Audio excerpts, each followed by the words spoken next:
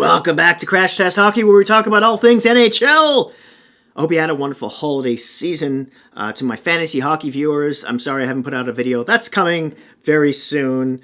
But for now, let's get started. Number 5 on the most surprising teams so far this season who just made this category, by the way, is the Detroit Red Wings. Now, I sort of expected them to be in the bottom 2-3 of the Atlantic Division, one of the toughest, if not the toughest, in the league.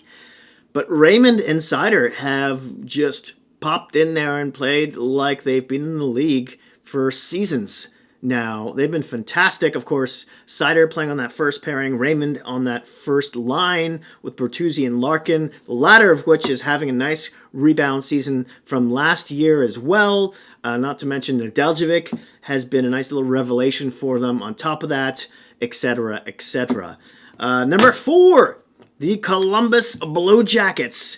Now, I think we all thought they would be at least in the bottom 2 of the Metro right now, and there's not much of a difference because they're in 6th place as of the filming of this video, but they're not that far behind the Flyers, and they've got a couple games in hand. So this ragtag group of misfits, so to speak, could be...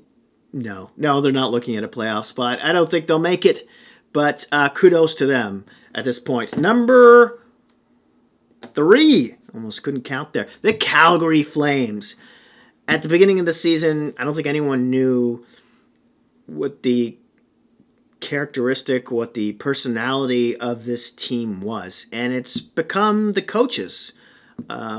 Sutter has really sort of brought that LA King championship style to this club, made a lot of these players defensively responsible, made them a fast forechecking, in-your-face kind of team, and it's been working. Markstrom has had a bit of a nice rebound season as well, so that helps.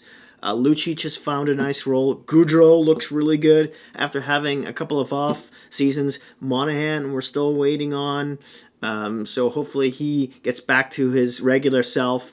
But yeah, I can go on, but there you have it. Number 2, the Anaheim Ducks. This was a rebuilding team, right? And they look like they're a bit ahead of the scheduled due date here. I think I expected them to be another year or two doling in the bottom of the Pacific Division. And they still might take a step back next season. Or maybe they stumble towards the last half of this one. I don't know. But Terry has been having a wonderful breakout year. Drysdale looks good, not to mention Zegras is creating highlight reels every few games or so. Gibson has stopped bawling his eyes out every night because he's getting a bit of offense for support. And I'm not even sure they'll be trading players at the deadline anymore. Will they? Let me know in the comment section. Number 1, with a saber-toothed gun, the Nashville Predators.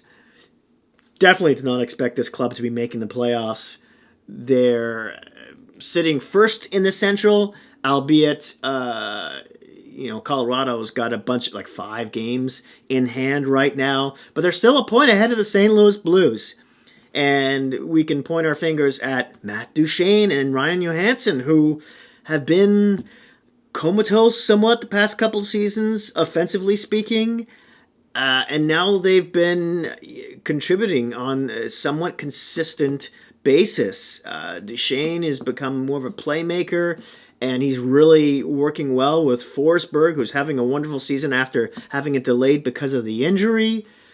Saros is good. I didn't know he was this good, and consistently at that.